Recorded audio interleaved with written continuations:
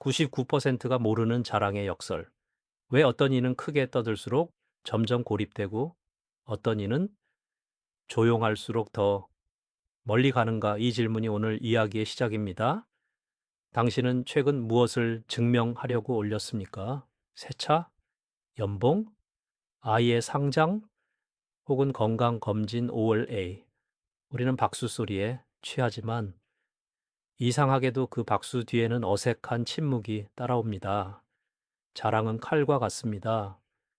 한순간 번쩍이지만 그 칼 끝은 천천히 전진 나를 향해 돌아옵니다. 돈을 자랑하면 관계의 공기는 비교로 변하고 건강을 자랑하면 시간은 교만의 발목을 잡습니다. 아이를 자랑하면 그 아이의 어깨에 보이지 않는 돌이 얹히고 젊은 날의 무용담을 자랑하면 오늘이 빈약해집니다. 인맥을 자랑하면 은혜가 거래로 바뀝니다. 이것이 자랑의 역설입니다. 정주영 회장은 다리를 놓고 황무지에 공장을 세우며 말보다 결과로 설득했습니다. 삼성의 오너십 철학도 위기 때마다 말이 아니라 갱신으로 증명했습니다. 한국의 산업화 세대가 남긴 무언의 교훈은 단순합니다. 조용한 겸손이 세월을 증명한다. 자랑은 순간의 쾌락을 빌려오지만 겸손은 장기 신뢰를 축적합니다. 당신 주변을 떠올려 보십시오. 말로 꽉 찬 사람과 묵묵히 해내는 사람 중 위기 때 누구에게 전화가 갑니까? 대답은 이미 당신 안에 있습니다. 자랑은 왜 위험할까요? 첫째, 사회적 비교를 촉발합니다. 사람은 본능적으로 비교합니다.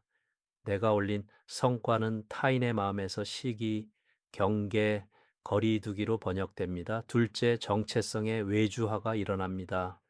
내가 갖고 있는 것이 나를 대표하면 그것이 흔들릴 때 정체성도 흔들립니다. 셋째, 성장의 멈춤입니다. 과시의 만족감은 뇌에 빠른 보상을 주어 다음 노력을 둔화시킵니다. 그래서 자랑이 잦을수록 성취의 반감기가 짧아지고 더 큰 소음을 요구하게 됩니다. 결국 우리는 더 크게 떠들지 않으면 존재가 희미해지는 함정에 빠집니다. 여기서 중요한 10초 질문을 드립니다. 지금 자랑하고 싶은 그 내용 왜 알리고 싶습니까? 알린 뒤 무엇이 달라집니까? 알리지 않아도 여전히 가치가 있습니까? 대부분의 경우 자랑의 뿌리는 불안입니다. 그래서 저는 이렇게 말합니다. 자랑남, 자랑은 불안의 다른 이름이다. 반대로 겸손은 자기를 지우는 태도가 아니라 자기 확신의 침묵입니다. 이제 패턴, 인터럽트 작은 실험을 제안합니다. 이름하여 Silent Flex 72. 앞으로 72시간 말 속에서 과시 문장 한 줄만 덜어내 보세요. 회의에서 제가 혼자 다 했습니다를 팀 덕분에 풀렸습니다로 교체한다든지 SNS에서 결과 사진 대신 과정의 배움을 간단히 적어 보세요. 그리고 세 가지를 관찰하십시오. 인롤, 상대의 표정 변화, 경계가 풀리는가, 요크, 대화의 깊이, 숫자 대신 맥락과 원리로 옮겨가는가, 트임변, 기회 흐름, 다음 제안이 보이는 자리가 아니라 믿는 자리에서 오는가, 우리는 때때로 묻습니다. 그래도 성과는 알려야 하지 않나요? 맞습니다. 그러나 알림과 자랑은 다릅니다.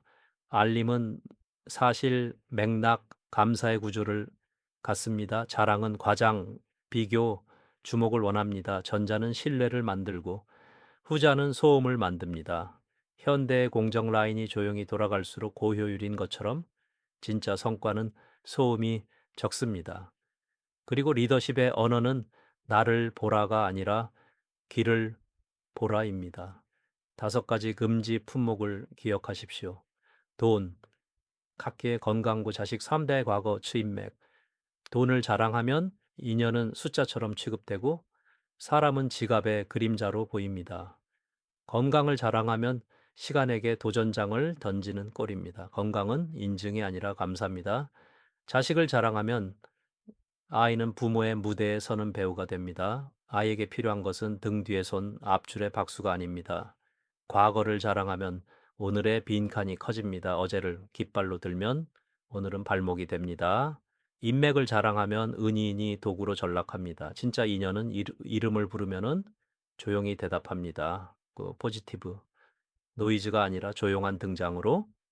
그렇다면 무엇을 드러내야 할까요? 뭐 가꾸이가 원리 과정 감사합니다. 원리를 드러내면 사람들은 배웁니다. 과정을 드러내면 신뢰가 생깁니다. 감사를 드러내면은 관계가 깊어집니다. 이 삼박자는 겸손의 다른 얼굴입니다. 자랑은 나를 크게 보이게 하지만 속은 비울 수 있습니다. 겸손은 나를 작게 보이게 하지만 속은 단단해집니다. 그리고 결국 세월은 속을 심판합니다. 한 가지 짧은 이야기. 한 임원이 연봉을 올리고 새 차를 뽑았습니다. 첫날 그는 지하 주차장에서 차 사진을 찍어 단체방에 올리려다 멈칫했습니다. 대신 같은 시간에 팀의 신입이 밤새만 보고서의 한 줄 실수를 조용히 고쳐주고 아침 일찍 커피를 돌렸습니다. 2주 후 그에게 온 제안은 차가 멋지다는 말이 아니라 다음 프로젝트를 함께 하자는 협업이었습니다. 이것이 소음 대신 신뢰를 선택한 결과입니다. 마지막으로 오늘의 부의 나침반 한 줄 자랑은 박수를 부르지만 신뢰는 사람을 부른다. 당신의 목적이 박수입니까? 사람입니까? 목적이 사람이라면 말의 볼륨을 낮추고 일의 농도를 높이십시오. 지갑은 닫고 마음을 여는 사람에게 기회는 이상하리만큼 자주 돌아옵니다. 이 말이 당신 마음에 닿았다면 좋아요는 작은 동의의 표현일 뿐입니다. 당신의 생각을 댓글로 남겨주세요. 그것이 또 다른 누군가의 삶을 바꿀 수 있습니다. 앞으로 더 깊은 이야기를 함께하고 싶다면 구독은 자연스러운 선택일 것입니다. 그리고 다음 편의 문을 살짝 엽니다. 왜 진짜 부자는 조용히 사는가? 현대와 삼성의 사례로 돈의 흐름과 말의 볼륨이 어떻게 반비례하는지 구체적으로 해부하겠습니다. 조용함의 전략이 어떻게 관계 평판 기회를 동시에 견인하는지 바로 다음 파트에서 밝혀집니다. 부자는 왜 조용히 사는가? 오늘 우리는 그 이유를 깊이 들여다보려 합니다. 돈은 삶을 지탱하는 도구이자 관계를 비추는 거울입니다. 그런데 많은 사람들이 돈을 가진 순간 가장 먼저 하는 행동이 무엇인지 아십니까? 바로 보여주는 것입니다. 새 차, 새 집, 고급 시계, 해외 여행 사진. 그런데 이상하지 않습니까? 보여줄수록 돈은 나에게서 멀어지고 사람은 점점 사라집니다. 돈을 자랑하는 순간 관계의 판은 바뀌고 동료는 경쟁자가 되고 친구는 견제자가 됩니다. 이 불편한 진실을 모르는 사람은 부자가 될 수 없습니다. 정주영 회장은 생전에 이런 말을 했습니다. 돈은 물과 같다. 흐르면 설리고 막히면 썩는다. 그는 수많은 다리와 공장을 세웠지만 한 번도 돈을 과시하지 않았습니다. 오히려 검소한 옷차림, 오래된 시계, 소박한 집으로 유명했습니다. 왜냐고요? 돈을 드러내는 순간 돈의 주인이 아니라 돈의 노예가 된다는 것을 알았기 때문입니다. 진짜 부자일수록 화려한 쇼가 필요 없습니다. 그들의 힘은 숫자가 아니라 신뢰에서 나오기 때문입니다. 이 한 가지 예를 들어 보겠습니다. 한 지인이 복권에 당첨되었습니다. 그는 그 기쁨을 숨기지 못하고 여기저기 떠들고 다녔습니다. 처음에는 모두가 축하하는 듯 보였습니다. 그러나 몇 달 지나지 않아 그는 홀로 남았습니다. 친구들은 더 이상 친구가 아니라 다른 세계의 사람으로 바라보았고 심지어 가족마저도 그를 의심하기 시작했습니다. 돈을 자랑하는 순간 그 돈은 나를 지켜주지 않습니다. 오히려 나를 고립시키는 족쇄가 됩니다. 그렇다면 어떻게 해야 합니까? 세 가지 원칙을 말씀드리겠습니다. 첫째, 플로우 플랜.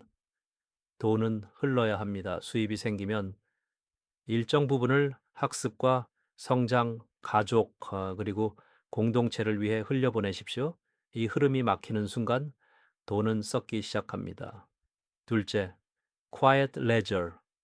보여주기 위한 장부가 아니라 나와 가장 가까운 파트너만 공유하는 조용한 장부를 만드십시오. 남에게 과시하기 위한 숫자가 아니라 나의 진짜 성장을 기록하는 숫자가 필요합니다. 셋째, phrase swap. 내가 이번에 얼마 벌었다 대신 좋은 기회를 얻게 되었다라고 말해 보십시오.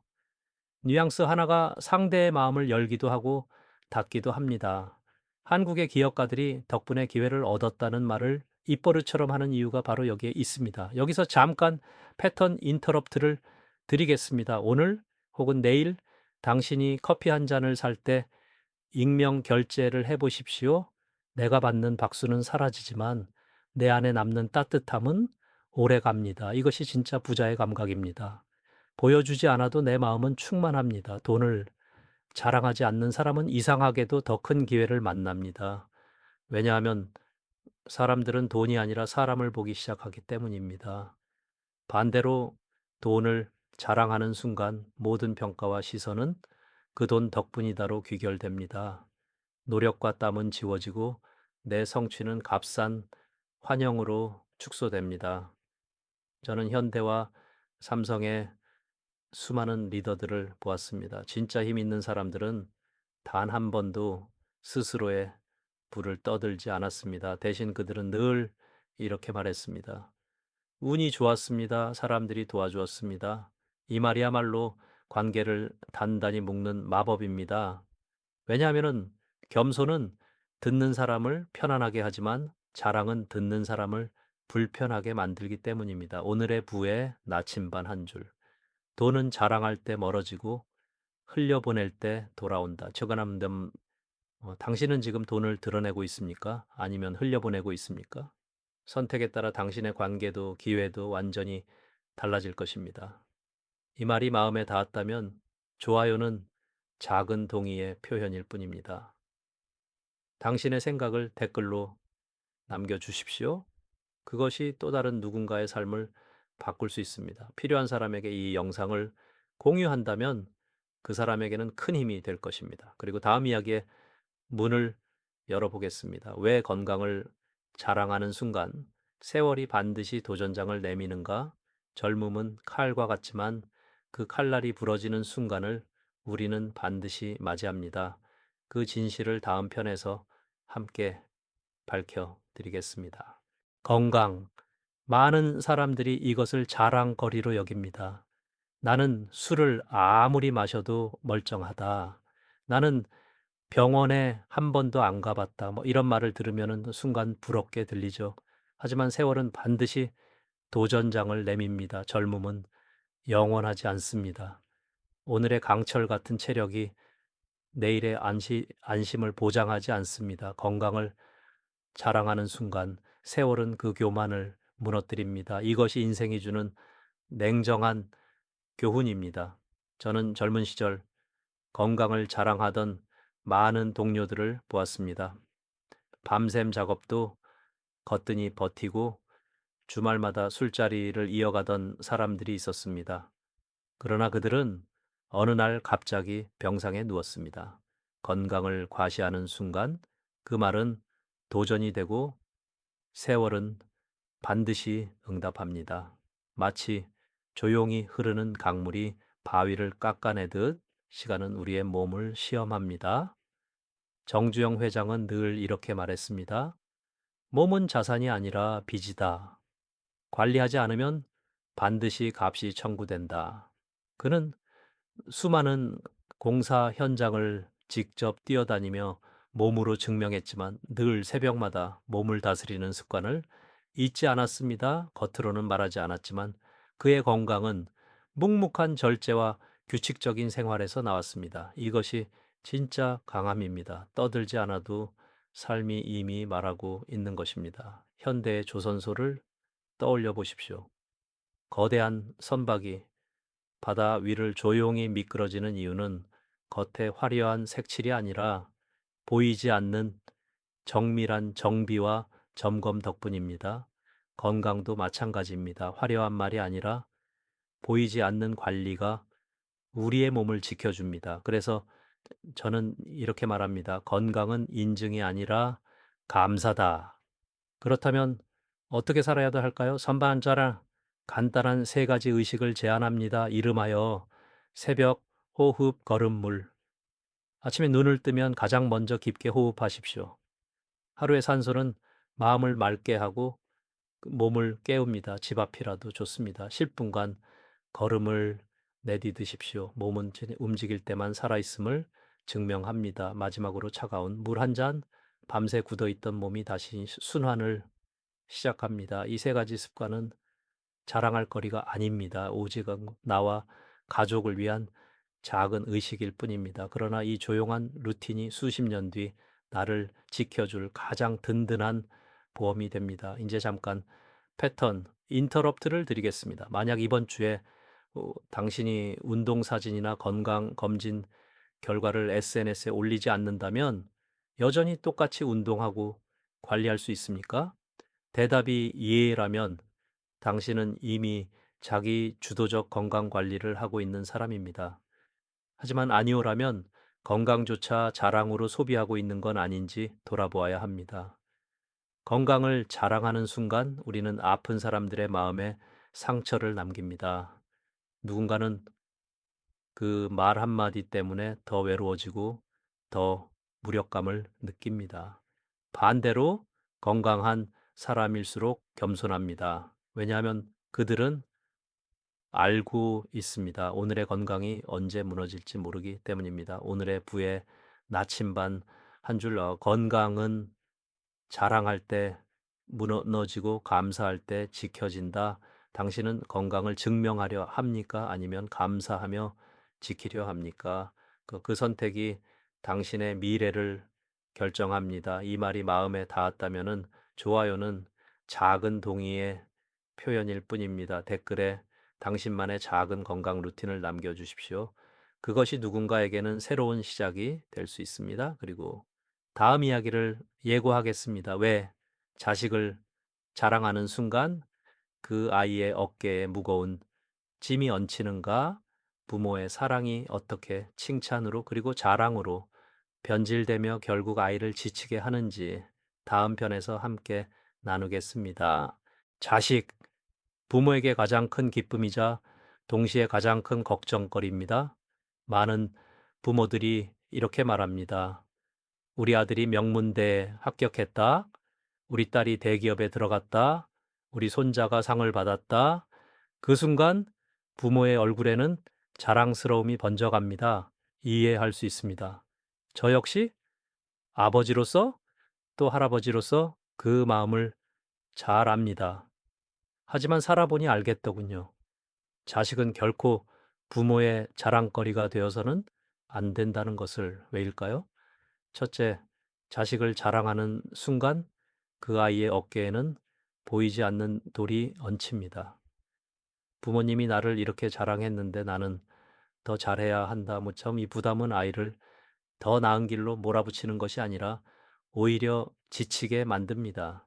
둘째, 자식을 자랑하는 순간 주변의 시선이 달라집니다. 사람들은 아이를 있는 그대로 보지 않고 비교하며 평가하기 시작합니다. 저 집 아이는 이렇게 했는데 너는 왜 못하니? 이 비교는 누군가에게는 상처가 되고 또 다른 누군가에게는 불필요한 경쟁심을 불러옵니다. 셋째, 부모 자신도 덫에 갇힙니다. 저 아이가 잘 나가야 내가 인정받는다. 그렇게 생각하며 자식을 통해 자신을 증명하려 합니다. 그러나 인생은 부모의 뜻대로 흘러가지 않습니다. 아이가 흔들릴 때 그 자랑은 오히려 부모의 가슴을 찌르는 부메랑이 됩니다. 한국 사회를 보십시오. 입시 경쟁, 스펙 경쟁, 끝없는 비교 속에서 아이들은 이미 숨 가쁘게 살아가고 있습니다. 그런데 부모가 여기에 자랑이라는 짐을 얹으면 아이는 더 무너집니다. 이것이 바로 자랑이 아이에게 독이 되는 이유입니다. 그렇다면 어떻게 해야 할까요? 그 자랑 대신 믿음을 주어야 합니다. 우리 아이는 결과보다 과정을 잘 버텼다. 실패도 자산이다. 이런 말이 아이에게는 날개가 됩니다. 부모의 자랑은 돌이 되지만 부모의 믿음은 날개가 됩니다. 아이가 넘어질 때 손을 내밀어주는 조용한 격려. 그것이 아이를 강하게 만듭니다. 작은 실천을 제안합니다. 이름하여 성적 없는 밥상. 하루 20분 아이와 함께하는 저녁 식사에서 성적, 스펙, 비교를 금지하십시오. 대신 이렇게 물어보세요. 오늘 내 마음은 어땠니? 이 짧은 질문이 아이를 살립니다. 왜냐하면 아이는 점수가 아니라 감정을 들어주는 부모를 가장 필요로 하기 때문입니다. 여기서 잠깐 패턴 인터럽트를 드리겠습니다. 실제 사례입니다. 한 어머니가 자식의 성적을 SNS에 올리는 습관을 끊었습니다. 대신 매일 아이와 대화한 내용을 기록했습니다. 몇 달 뒤 아이는 더 이상 불안해하지 않고 오히려 스스로 공부 계획을 세우기 시작했습니다. 부모가 자랑을 멈추자 아이는 자기 삶을 주도하기 시작한 것입니다. 오늘의 부의 나침반 한 줄, 자랑은 짐을 얹고 믿음은 날개를 달아준다. 당신은 지금 아이에게 어, 돌을 얹고 있습니까? 아니면 날개를 달아주고 있습니까? 부모의 선택이 아이의 운명을 바꿉니다. 이 말이 마음에 닿았다면 좋아요는 작은 동의의 표현일 뿐입니다. 당신의 경험을 댓글에 남겨주세요. 그것이 또 다른 부모와 아이에게 희망이 될 수 있습니다. 그리고 다음 이야기를 예고하겠습니다. 왜 과거의 무용담을 자랑하는 순간 오늘의 삶이 초라해지는가? 젊은 날의 빛나는 이야기들이 어떻게 현재를 가두는 족쇄로 변하는지 다음 편에서 함께 밝혀드리겠습니다. 젊은 날의 무용담? 누구에게나 한 번쯤은 빛나던 순간이 있습니다. 거친 현장에서 피를 흘리며 버텼던 날, 남들이 포기한 일을 끝내 해냈던 순간, 가난 속에서 작은 성취를 거둔 기억. 우리는 그 순간을 잊지 못합니다. 그래서 그 술자리에서 모임에서 종종 꺼내어 말하곤 합니다. 그때 내가 없었으면 일이 안 풀렸지? 내가 어떻게 이 난관을 뚫었는지 아나? 처음엔 모두가 경청하는 듯 합니다. 그러나 시간이 흐를수록 사람들의 시선은 점점 차갑게 식어갑니다. 왜일까요? 과거를 자랑하는 순간 현재는 빈약해 보이기 때문입니다. 세월이 흐르며 저는 깨달았습니다. 젊은 날의 이야기를 늘어놓는 사람일수록 지금은 초라해 보인다는 것을, 왜냐하면 그는 과거에 머물러 있기 때문입니다. 오늘을 증명하지 못하니 어제의 이야기로 자신을 붙잡으려 합니다. 반대로 진짜 강한 사람은 과거를 떠들지 않습니다. 그들의 오늘이 이미 충분히 말해주기 때문입니다. 삼성의 이건희 회장이 남긴 철학을 떠올려 보십시오. 이게 마누라와 자식 빼고 다 바꿔라. 이 말은 단순한 경영 구호가 아니라 과거의 성공에 안주하지 않고 매일 갱신 리뉴얼 하라는 선언이었습니다. 현대 또한 마찬가지였습니다. 정주영 회장은 늘 새로운 길을 개척했습니다. 어제의 다리가 아니라 오늘의 공장과 내일의 배로 세상을 설득했습니다. 이것이 바로 오늘이 말하게 하라는 철학입니다. 그렇다면 우리는 어떻게 해야만 합니까? 과거의 무용담을 교훈으로 삼되 자랑으로 삼아서는 안 됩니다. 오늘의 삶에 연결해야 합니다. 저는 이 방법을 One New Proof Day라 부릅니다. 하루에 하나 아주 작은 성취라도 새로운 증거를 쌓아가는 것입니다. 오늘 나는 독서 10페이지를 끝냈다. 오늘 나는 한 사람에게 감사 메시지를 보냈다. 그러면 오늘 나는 운동을 10분이라도 해냈다.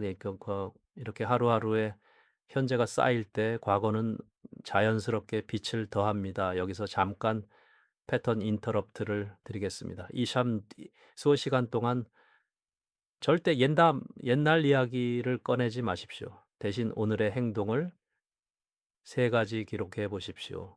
밤에 돌아보면 신기하게도 자신이 조금은 살아있다는 확신이 커집니다. 과거를 꺼내지 않아도 나는 여전히 증명할 수 있다는 사실을 깨닫게 됩니다. 젊은 날의 무용담은 가슴에 새기는 교훈이지 입으로 떠드는 자랑거리가 아닙니다. 떠벌리는 순간 그 힘은 바람처럼 흩어집니다. 하지만 조용히 새기고 오늘로 이어갈 때 그것은 나를 단단히 지탱하는 뿌리가 됩니다. 오늘의 부의 나침반 한 줄, 어제의 깃발은 오늘의 발목이 된다. 오늘이 말하게 하라. 당신은 지금 어제의 깃발을 흔들고 있습니까? 아니면 오늘의 걸음을 내딛고 있습니까? 존경은 과거가 아니라 현재에서 나옵니다. 이 말이 마음에 닿았다면 좋아요는 작은 동의의 표현일 뿐입니다. 게렌 댓글로 오늘 당신이 만들어낸 작은 새로운 증거를 공유해 주십시오. 그것이 또 다른 사람에게 내일의 용기를 줄 수 있습니다. 그리고 다음 이야기를 예고하겠습니다. 왜 인맥을 자랑하는 순간 은인이 도구로 전락하고 관계가 무너지는가? 한국의 비즈니스 현장에서 수없이 목격된 이 진실을 다음 편에서 함께 밝히겠습니다. 인맥, 그 한국 사회에서 가장 많이 오해되는 단어 중 하나입니다. 우리는 흔히 말합니다. 이게 그 내가 아는 사람이 많다. 유명 인사와 밥을 먹은 적 있다. 심지어 건지 전화 한 통이면은 다 한 거 해결된다. 칭안 드리는담 그 마치 인맥이 무기이자 자랑거리가 되는 듯 말입니다. 그러나 자랑하는 순간 인맥은 무기가 아니라 덫이 됩니다. 왜냐하면 인맥은 결코 거래가 아니라 은혜이기 때문입니다. 저는 평생 사업을 하며 수많은 관계를 맺고 끊어왔습니다. 국가 지도자부터 이름 없는 현장 인부까지 그 모든 인연은 제 삶의 자산이었습니다. 그런데 한 가지 분명히 깨달았습니다. 인맥을 떠벌리는 순간 그 인연은 이미 떠나가고 있다는 것. 상대는 도구가 아닙니다. 그런데 자랑은 상대를 내가 쓸 수 있는 존재로 격화시킵니다. 그 소식이 당사자의 귀에 들어가면 마음은 멀어지고 관계는 끊어집니다. 생각해 보십시오. 저 사람은 이제 저 인맥 덕분에 성공했어 라는 말이 나오면 어떻게 될까요? 내 노력과 땀은 사라지고 모든 성취는 남의 덕으로 축소됩니다. 결국 어후다 내 성취의 무게는 가벼워집니다. 그래서 진짜 힘 있는 사람들은 인맥을 자랑하지 않습니다. 그들은 필요할 때 묵묵히 도움을 받고 조용히 감사할 뿐입니다. 관계에는 세 가지 층위가 있습니다. 첫째, 관계, relationship, 서로를 존중하는 기본의 끈. 둘째, 인연, 타의, 우연과 선택이 겹쳐진 삶의 연결. 셋째, 은인, benefactor, 평생 잊지 말아야 할 고마움의 존재. 인맥을 자랑하는 사람은 첫 단계에서 멈추고 결국 얕은 관계만 남습니다. 반대로 은인인을 조용히 가슴에 새기고 감사하는 사람은 위기의 순간 놀라운 힘을 얻습니다. 한국의 이제 역사 속에서도 마찬가지입니다. 수많은 기업인들이 권력자와의 그 인맥을 떠벌렸지만 그래서 시간이 지나면 남는 건 이제 아무것도 없었습니다. 반대로 은인을 조용히 기억하며 보답한 사람은 세월이 지나도 존경을 받았습니다. 작은 실천을 제안합니다. 이름하여 감사 메모 일주. 일주일에 단 한 번 당신이 도움받은 사람에게 짧은 감사 인사를 보내보십시오. 그것은 보여주기 위한 메시지가 아니라 오직 그 사람만을 위한 메모입니다. 이 작은 습관이 인맥을 거래가 아닌 은혜로 바꾸어 줍니다. 이제 잠깐 패턴 인터럽트를 드리겠습니다. 두 장면을 떠올려 보십시오. 한 사람이 술자리에서 내가 그 유명한 회장님과 잘 안다 라고 떠들어댑니다. 반대로 다른 사람은 밤새 고생한 경비 아저씨 덕분에 일이 잘 끝났다 라고 말합니다. 어느 쪽이 더 깊은 신뢰를 주겠습니까? 답은 분명합니다. 자랑은 사람을 멀어지게 하지만 감사는 사람을 끌어당깁니다. 오늘의 부에 나침반 한 줄, 인맥은 숫자가 아니라 이름이다. 자랑하면 흩어지고 감사하면 단단해진다. 당신은 지금 이름을 부르고 있습니까? 아니면 숫자를 세고 있습니까? 이제 저 선택에 따라 인연은 거래가 되기도 하고 은혜가 되기도 합니다. 이 말이 마음에 닿았다면 좋아요는 작은 동의의 표현일 뿐입니다. 댓글로 당신의 은인을 떠올려 보십시오. 이름을 적을 필요는 없습니다. 다만 그 은혜를 가슴에 새기는 것만으로도 이미 관계는 살아납니다. 그리고 다음 이야기를 예고하겠습니다. 인생의 폭풍 앞에서 자랑은 어떻게 허세가 되고 겸손은 어떻게 뿌리가 되는가, 바로 다음 편에서 책임, 도전, 겸손의 비밀을 밝혀드리겠습니다. 인생에는 누구도 피할 수 없는 폭풍이 있습니다. 사업을 하다 보면 자금이 끊기고 공사가 중단되고 사람들의 불신이 몰려옵니다. 가정에서도 마찬가지입니다. 병, 갈등, 실패는 예고 없이 찾아옵니다. 이제 그때 우리는 비로소 알게 됩니다. 자랑으로 세운 집은 가장 먼저 무너지고 겸손으로 내린 뿌리는 끝까지 버틴다는 것을. 정주영 회장은 평생 시련은 있어도 실패는 없다라는 말을 가슴에 새겼습니다. 그런데 이 말에는 전제가 있었습니다. 바로 겸손입니다. 만약 자랑으로 자신을 세웠다면 그는 수많은 위기 앞에서 쉽게 무너졌을 것입니다. 하지만 그는 늘 묵묵히 도전했고 책임을 다했습니다. 그래서 폭풍이 몰려와도 버틸 수 있었습니다. 저는 이 세 가지를 인생의 삼각형이라 부릅니다. 책임, 도전, 겸손. 책임은 땅속 깊이 내려가는 뿌리와 같습니다. 가족에게, 동료에게, 세상 앞에 내가 맡은 일을 끝까지 지키는 힘입니다. 도전은 하늘로 솟아오르는 나무의 가지와 같습니다. 새로운 시도를 통해 성장하고 다시 길을 내는 힘입니다. 겸손은 뿌리와 가지를 이어주는 줄기와 같습니다. 허세가 아니라 진짜 힘으로 나를 세우는 중심축입니다. 현대 조선소의 거대한 배를 떠올려 보십시오. 폭풍 앞에서 거대한 배가 버틸 수 있는 이유는 화려한 외관이 아니라 보이지 않는 고루 용골, 킬과 수많은 리벳, 용접선 덕분입니다. 책임과 도전, 그리고 겸손은 바로 그 보이지 않는 구조물입니다. 자랑은 배의 페인트 칠에 불과합니다.